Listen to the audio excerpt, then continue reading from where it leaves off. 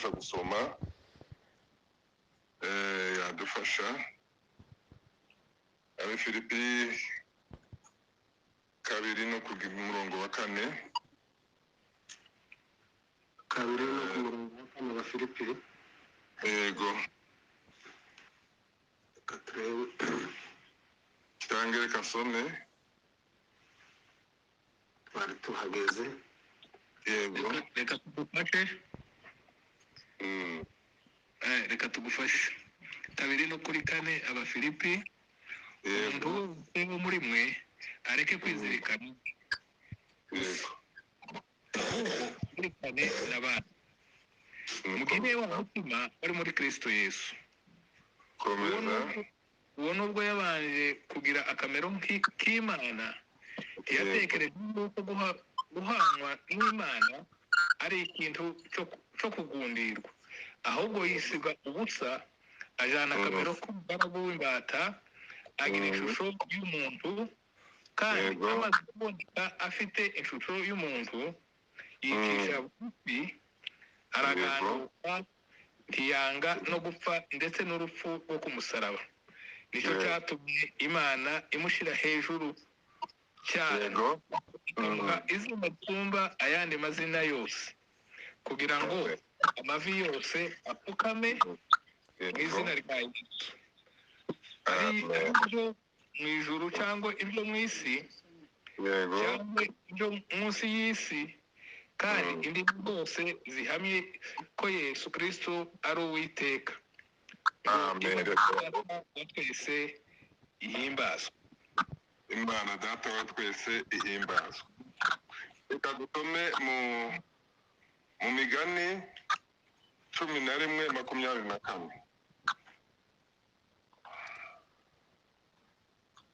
Migani 11:24.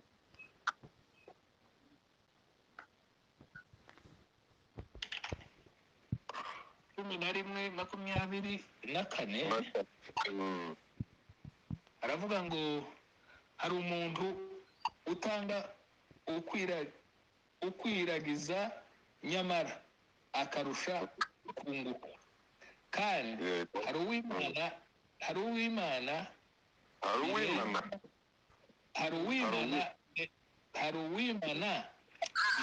birenza urugero ariko we bizamutera ubukene gusa. Umunyabuntu 25 umunyabuntu azabyibuha kandi uvomera abandi nawe azavomerwa.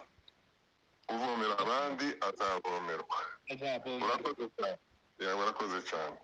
Reka dusoreze mu Bagalatiya 6 no kuri 7.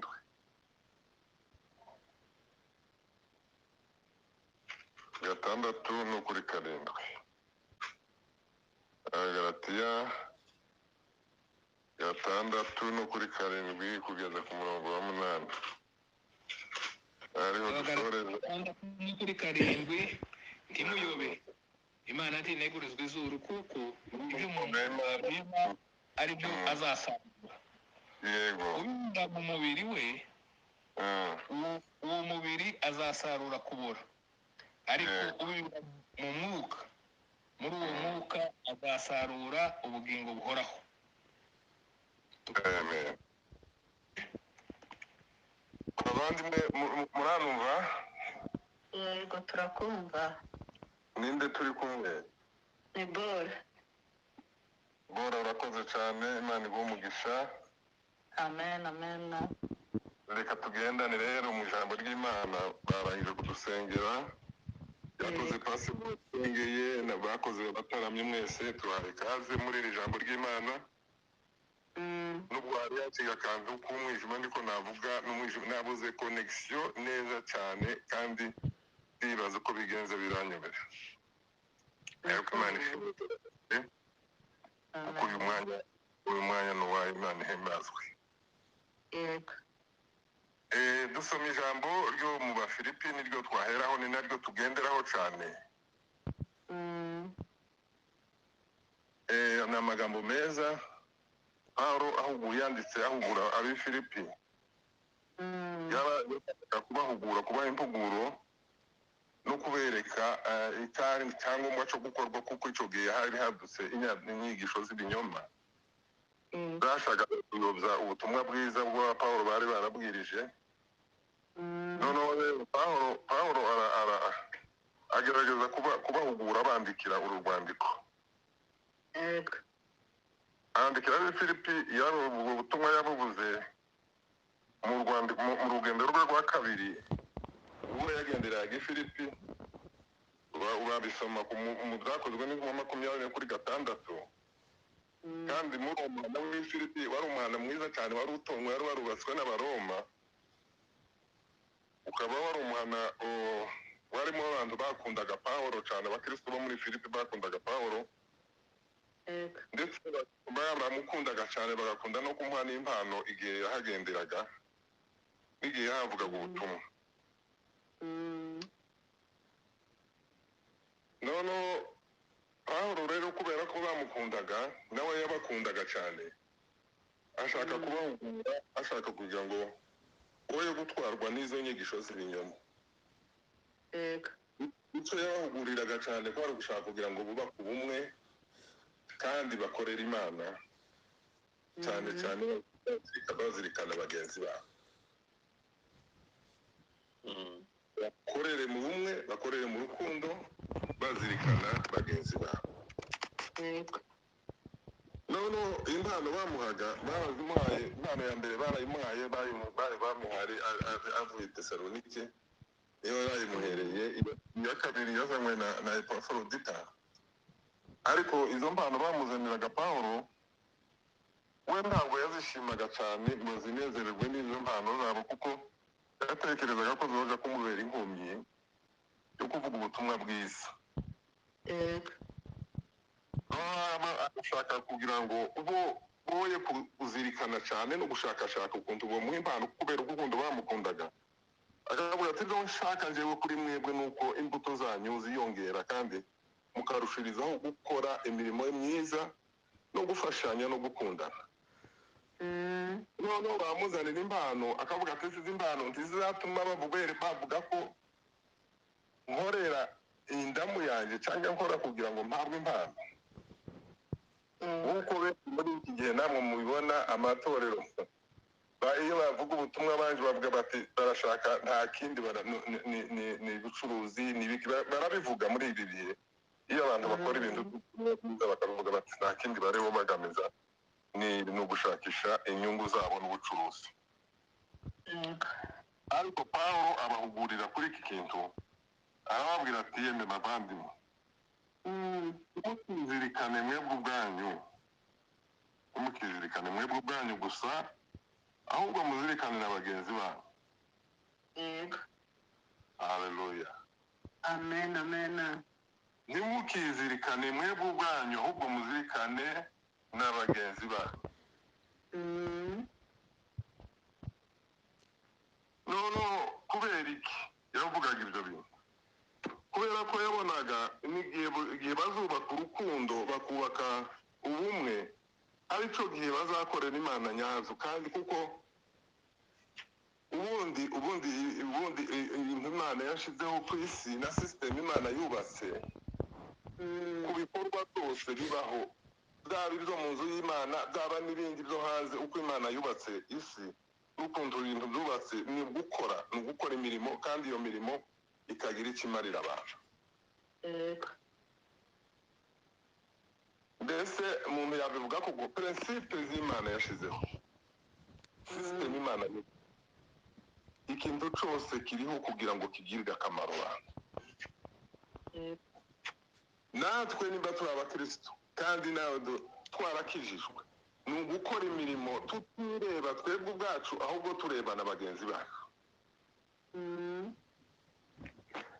Niyo mpamvu nahisemo aya magambo y'uyu munsi tuganira. Uyu munsi nahisemo kuvuga ngo umutwe wayo ni ukuvuga ngo gukorera Imana tuzirikana bagenzi bacu, cyangwa dukora Imana twita ku nyungu z'abandi. Gukorera Imana tuzirikana bagenzi bacu, cyangwa dukora Imana twita ku nyungu z'abandi.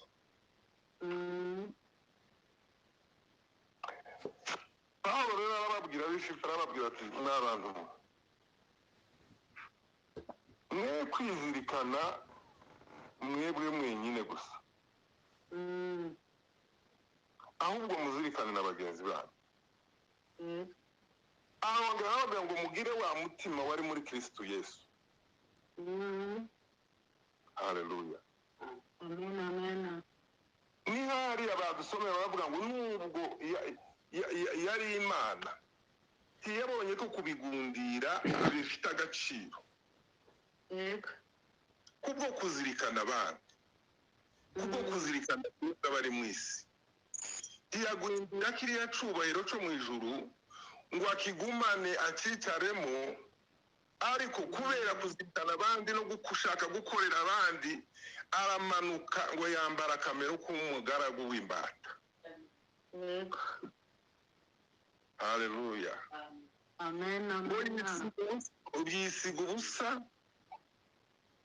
yambara akamero k'umugaragu w'imbata, yisiga ubusa aca bugufi cyane, aramanuka araganduka yemera no gupfa ngo urupfu rwo kumusaraba. Nta kindi yashakishaga kwari ugukorera abantu, kwari ugukorera abandi. Noneho rero Pawulo arababwira ati mugire wa mutima wari muri Kristo Yesu mw'Abafilipi mwe, uwo mutima w'urukundo, umutima w'impuhwe, umutima w'imbabazi, umutima wuzuye ubugwaneza, umutima wuzuye amahoro n'urukundo, utuma umuntu aca bugufi ntiyizirikane we ngo amenye ngo niwe, ngo azayikubita ku gatuza ibintu byose ngo niwe, ibintu byose ngo niwe, ibintu byose ngo niwe. Haleluya. Amen. Intego yacu y'uyu munsi ni ukuvuga ngo turebe urugero rwa Kristo Yesu, ibyo yakoze, uko yicishije bugufi ashakisha uko yatabara abantu, ashakisha uko yaducungura, ashakisha uko yadukura mu bubata bw'ibyaha n'urupfu. Natwe ariko tuzirikana gufasha abandi. Niko nabivuze, navuze nti system Imana yubatse ni ukuvuga ko umuri muntu wese uriho kugira ngo ugire akamaro, uriho kugira ngo ukorere abandi, kandi ibyo ukora ntubyikorera wowe wenyine, ukorera n'abandi. Haleluya. Amen. Ibyo ukora ukorera n'abandi. Mu Banyefeso 2:10 niyo bavuga ngo kuko turi abo yaremye, ituremeye imirimo myiza muri Kristo Yesu, Imana yiteguriye kera kugira ngo tuyigenderemo. Yaturemye, umva, yaturemye ituremera imirimo myiza. Yaturemye ngo tuze ngo impamvu yaturemye kwari kugira ngo ituremera no mu mirimo kugira ngo iyo mirimo ariyo tugenderamo. Niyo yiteguriye iyo mirimo, yaraturemye itegura n'imirimo tugomba kugenderamo. Haleluya. Amen. Iyo mirimo tugomba kugenderamo rero niyo kuzirikana abandi. Ibi Pawulo yabwiye ab'Ifilipi arababwira ati mwoye kwizirikana ubwanyu mwenyine, ahubwo muzirikane n'abandi. Kandi ndabasaba kugira umutima wari muri Kristo Yesu. Wa wundi wamukuye mu ijuru, wa wundi watumye asiga icyubahiro, wa wundi watumye aca bugufi yemera kwambara aka kamero k'umugaragu w'imbata, akemera kuja ku musaraba kugira ngo adukorere twebwe abana b'abantu. Cyari igikorwa cyo kudukorera twebwe abana b'abantu abamwakiriye nk'umwami n'umukiza wacu. Kandi inyungu yabyo murayizi sinyibasubiriramo. Inyungu y'ibyo yakoze Yesu n'ubugingo, abamwakiriye bose dufite ubugingo buhoraho. Amen. Haleluya. Amen. Haleluya. Amen. Arongera Pawulo arabibabwira ab'Ikorinto, arababwira ati kuri 10 no kuri 24 arababwira ngo ntihakagire umuntu urizirikana ubwe. Haleluya. Amen. ahubwo azirikane na bagenzi be. Yego. Icyo gihe tuzirikana bagenzi bacu ngo turi muri wa murongo wa Kristo Yesu yakoreyemo. Tuzoba turi mu murongo wa Yesu uwo yatweretse wo gukoreramo, tuzoba twujuje rya jambo yuko twaremewe gukora imirimo myiza tuzirikana abandi. Ndizera ko ejo umugaragu w'Imana mudaheranwa yakoze introduction y'iri jambo ryanjye kuko yashoje ari havuga ukuntu abantu bagomba gukora imirimo bakorera abandi. Atubwira ko ino mu isi atari iwacu, ibyo turunda mu isi n'ibyo dukora hano muri iyi si, ibyo ari byose n'iby'akanya gato, ariko iwacu atwereka ko iwacu hari mu ijuru. Kandi aho ngaho imirimo dukora mu bushake bw'Imana tugenda mu rugero rwa Kristo Yesu ariyo tuzasanga nitugerayo. Yego. Haleluya. Amen, amen. Haleluya. Amen. Yaranditse Pawulo abwira bariya bagabo bigira ati hariya twasomye 6 no kuri 7, aravuga ati ntimuyobe Imana ndineguriza izuru. Yego. Ibyo umuntu abiba nibyo azasarura. Amen, amen. Haleluya. Ubibira mu mubiri we bazasarura, muri uwo mubiri azasarura kubora. Kandi ubibira mu mwuka nawe muri uwo mwuka azasarura mu bugingo buhoraho. Cyane. Haleluya. Amen. Ibyo dukora byose muri iyi si nta kindi kivuga Imana yaduhereyemo gukora iyo mirimo myiza yaturemeye ni mu bagenzi ni mu bantu niho tugomba gukorera iyo mirimo myiza. Kandi yaraturemye imaze kurema ituremera n'iyo mirimo myiza kugira ngo tuyigenderemo dukorera abandi, twita ku bandi. Ntituyobe rero ngo dutekereze ngo ndinegurizwa izuru, Uwiteka Imana ndinegurizwa izuru. Ibyo ukora byose hano ku isi nibyo uzasarura. Ntabwo ushobora kubiba ibigori ngo usarure ibishyimbo. Iyo ubiba ibishyimbo usarura ibishyimbo, wabiba ibigori ugasarura ibigori, wabiba amasaka ugasarura amasaka. ushaka ko abantu bagukunda nawe ubanza ugakunda abandi bantu. Ushaka ko abantu bakwitaho nawe ubanza ukita ku bandi bantu cyane. Ushaka ko abantu bakunezererwa nawe ubanza ukabanezererwa. Yego. Ushaka ko abantu bakugirira neza nawe ubanza ukabagirira neza. Niyo mpamvu Paulo mu butumwa bwiza bwa Matayo kuri 7:12 havuga ngo ibyo mushaka ko abantu babagirira abarizo namwe mubagirira. Yego. Kandi amanzi yaravuga ngo kuko ngo ariyo mategeko n'ibyaha. Haleluya. Amen, amen. Ibyo mushaka ko abantu babakorera abarizo namwe mubagirira kuko niyo mategeko n'ibyaha. Yego. Rero ijambo ryacu ry'uyu munsi ndavuga ngo dukorere Imana twita ku nyungu z'abandi. Dukorere Imana twita ku nyungu z'abandi. Twasomye mu migani ngo mu migani aho twasomye hatubwiye ngo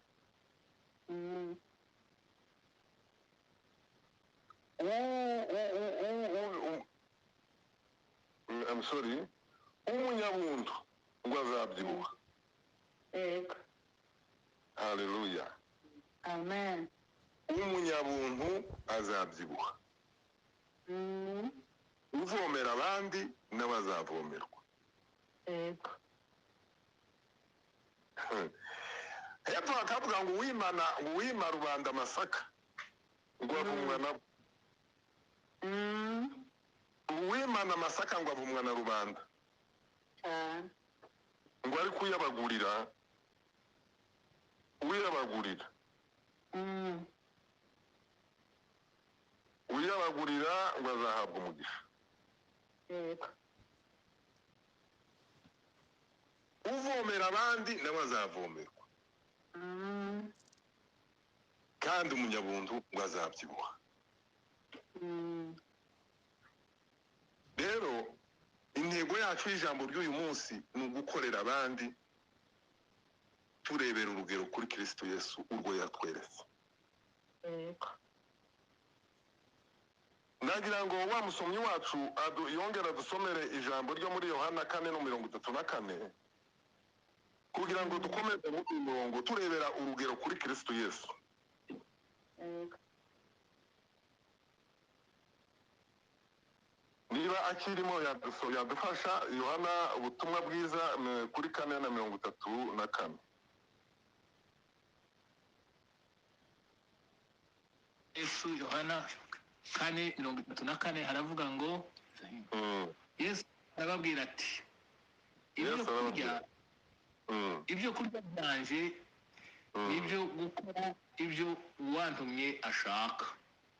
Yego. No kurangiza umurimo we. Mbese ndimuvuga ngo hasigaye amezi 4 isarura rigasohora. Nushaka icyo ahangaha Yesu yaganiraga n'aba Musamariyakazi. Haleluya. Amen, amen. None ubwo yari amaze kumubwira amagambo ye nuko yari ateye amubwira n'amabanga ye, wa Musamariyakazi yirukira mu muhana aza kubwira bene wabo ibyo yahuye nabyo n'ibyo yaganiriye na Yesu. Yego. None abigishwa baramwegera bamuheza ibiryo bati ngaho rya mu mwigisha.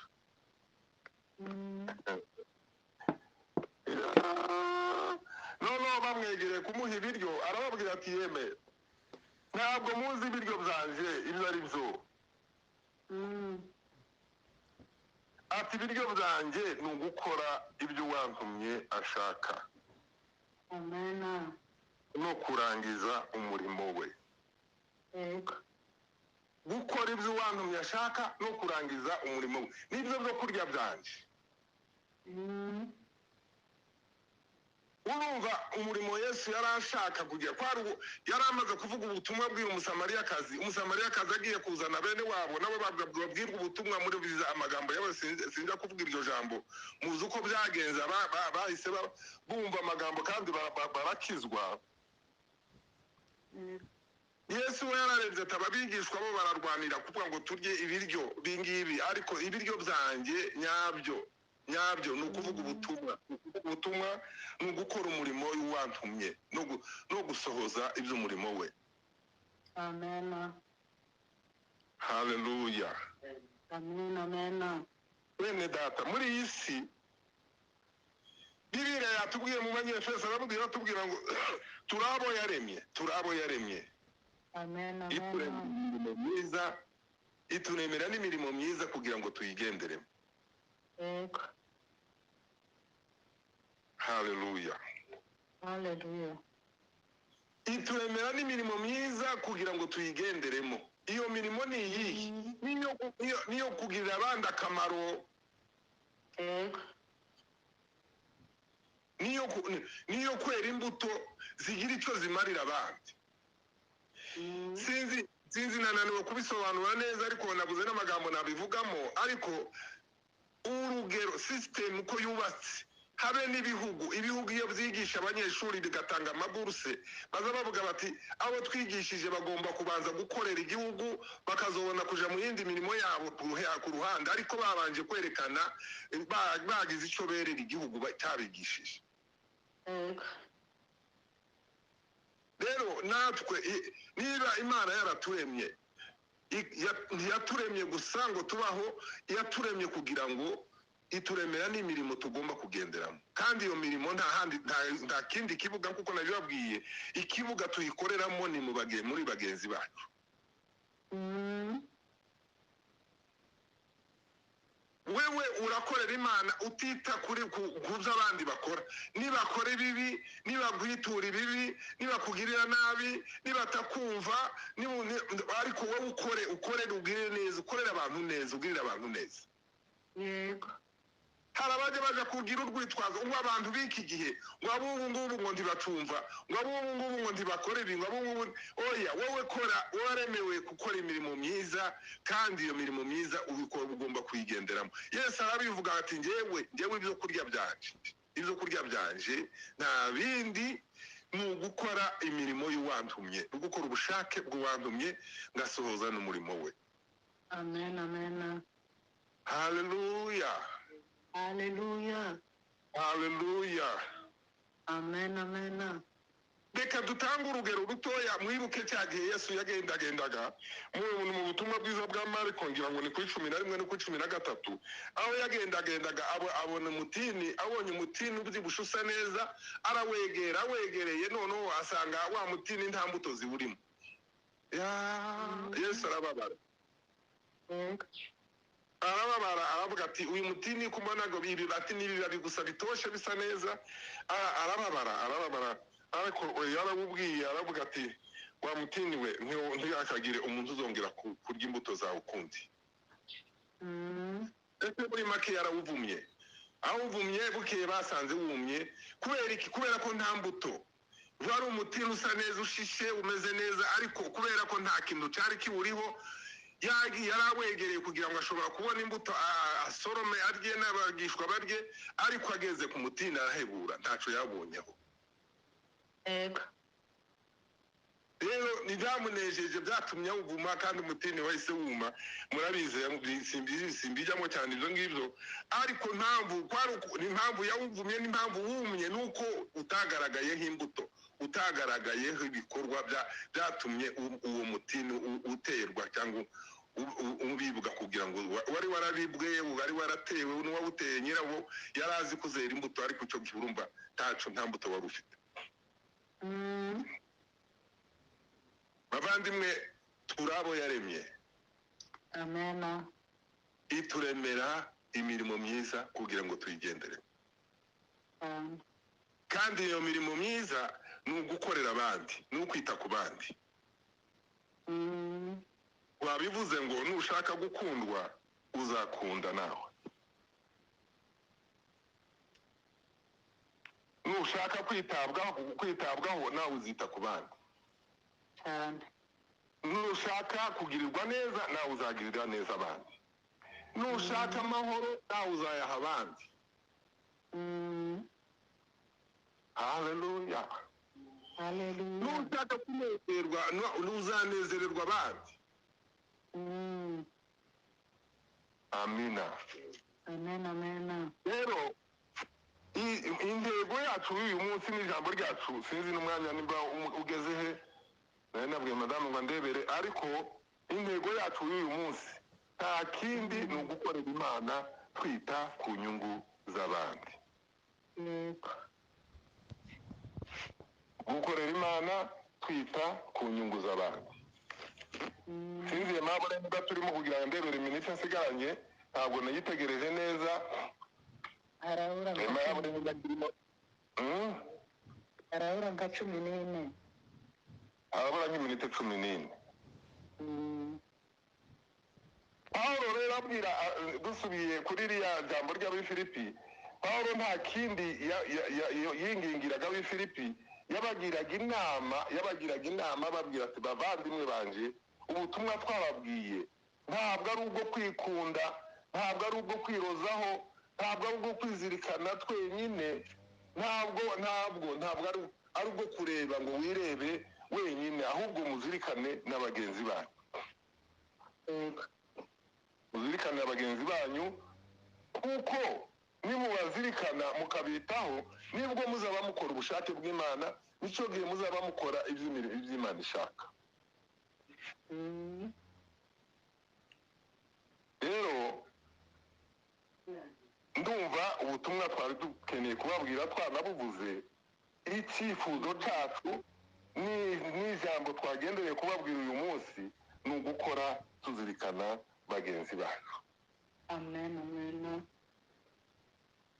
kandi dufitemo n'ingororano. Ntabwo twakorera ubuntu, ntabwo twakorera ubusa, dufitemo ingororano. Hano mu migani hatubwiye ngo ubikora umunyabuntu azabyibuha kandi uvomera abandi nabo azavomerwa. Haleluya. Hallelujah. Sinzi niba umuntu yatanga rugero ki, ariko urugero rwiza ni Kristo Yesu. Amen.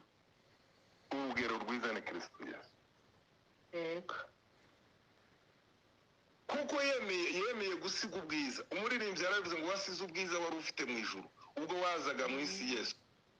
Abantu ntibamenya ko yaje kubagirira neza, abantu ntibamenya ko yaje kubakunda no kubacungura, bamwitura urwango. Ariko Yesu yego kwari ukubagirira neza. Amen. N'uyu munsi niyo mpamvu navuze ngo wewe uzi ukora neza utitaye ngo abantu bakoze ibi ngo abantu bameze uku. Oya, wowe uzi ukora neza gusa, ukore neza kuko n'icyo Imana igushakaho. N'icyo Imana yakuremye kugira ngo ugirire neza abantu, ugirire neza bose utarobanura ku butoni. Haleluya. Ugire neza kuko niyo ntego, niyo mpamvu Imana yaturemye kugira ngo tugire neza, tugire umutima mwiza, dukore ibyiza, dukiranuke, dukore ibyiza. Imirimo yacu niyo Imana idushakaho. Icyo gihe tuzaba turi mu bushake bw'Imana, tuzaba turi kugenda muri gahunda z'Imana izo yaturemeye. Amen. Amen. Rero reka dusoze tugera ku rugero rwa Kristo Yesu wicishije bugufi, akemera akambara akamero k'umuntu, kugera aho yambara akamero k'umugaragu w'imbata, kugera yemeye gupfa urupfu rubi rwo ku musaraba. Haleluya. Hallelujah. Ariko nyuma y'urwo rupfu mwumvise ku ijambo ry'Imana natubwiye ngo niyo mpamvu izina rye ryashizwe hejuru y'amazina yose, kugira ngo indimi zose, amavi yose apfukame, indimi zose zature kuko Yesu Kristo ari umwami. Amen. Amen. Haleluya. Hallelujah. nyuma yo guca bugufi, nyuma yo kwemera gupfa urupfu rubi, urupfu rw'agashinyaguro, urupfu rwo kuganduka, urupfu rwo gucishwa bugufi, akambara akamero k'umuntu, nicyo gihe Imana yamuzamuye. Natwe bavandimwe, mu gihe tuzozirikana abavandimwe, tukazirikana imirimo ye gukorera abandi, nicyo gihe Imana izotubyibusha, nicyo gihe tuzotera intambwe kuko tuzaba turi mu rugero rwiza rwa Kristo Yesu. Amen. Amen. Imana idufashe kandi Imana itugirire neza. Zanumva cyane umuvandimwe wanje Mabure akunda ibyo bintu, kandi zanumva byaramwinjiyemo cyane. Iyo mbuto numvise ayifite yo gukora imirimo yo gufasha abandi no kwita ku bandi. Iyo mbuto ni imbuto idasanzwe, kandi abantu rimwe na rimwe usanga nyine iremereye, kuko haba ari ibyo tuba twigomwa, hari n'ibyo tuba dukora. Kandi gukora bavamwerekana n'iki nacyo nkivuge, gukora ntabwo ari ugutanga amafaranga gusa. Oya, yego amafaranga ni meza kuko nibifatika, uheza umuntu byenda bikagira icyo bimumarira, ariko gukorera Imana si amafaranga gusa. Iyo uzirikana abandi ukabararira ku ijoro ubasengera, winginga Imana ku bwabo. Haleluya. Amen. Buri gihe iyo witekerezaho ugatekereza n'abandi, ukababazwa n'iby'abandi barimo, ukababazwa n'iby'abaturanyi bawe, ukababazwa n'iby'abavandimwe, ukababazwa n'ibiriho bikorwa mu isi bidanezeza Imana, bidashimisha Imana, icyo gihe uri gukorera Imana kandi uzirikana n'abandi. Ntibisaba ubushobozi, kuko ubushobozi bw'ibifatika siko twese twabigira, ariko hariho inzira nyinshi dushobora gukora tuzirikana abandi, twibuka abandi, tukabakorera, kandi nta n'icyo tubahaye gifatika, ariko tuba dukora mu buryo bw'umwuka, tuba turimo tubazirikana kandi tubakorera.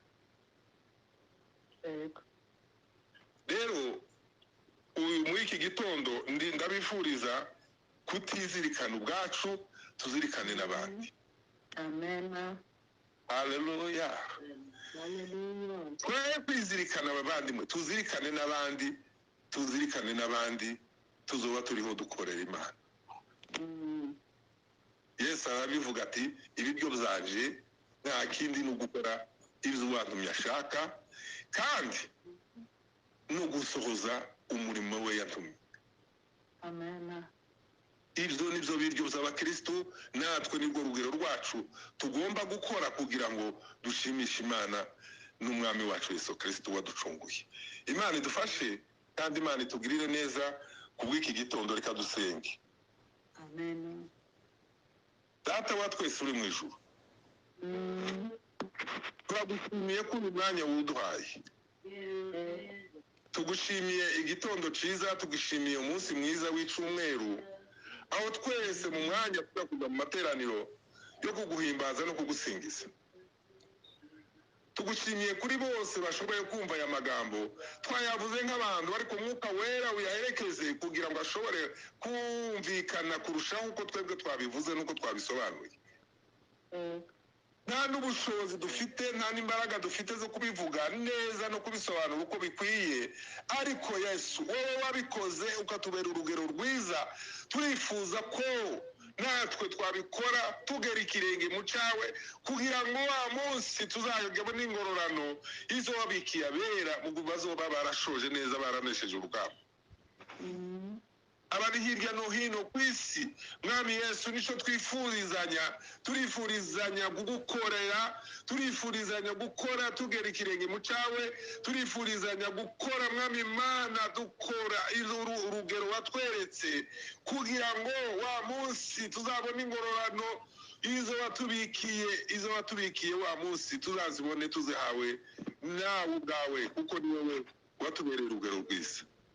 Abari hirya no hino bagiye kuryama baha umugisha, n'abaje mu materaniro mu mwanya, twese mwami ugendane natwe, kandi amateraniro y'uyu munsi atubereye mwami Imana umugisha n'impumuro nziza, kandi yongera dukangure, atwereke, arusheho kutwereka inzira igana mu ijuru. Urakoze kubo twabanye, ubampera umugisha, abakozi bawe n'abandi bose bashe guterana, ubaduhera umugisha. Duhera umugisha abayobozi b'iyi gahunda n'abayobozi b'uyu mwanya, abatuyoboye, abadusengeye, abaturirimbiye, bose tubasabiye umugisha, tubisaba mu izina rya Data, twese hamwe tunezerwa izina ryawe, tubisenze mu izina rya Tamwe n'Umwana n'Umwuka Wera.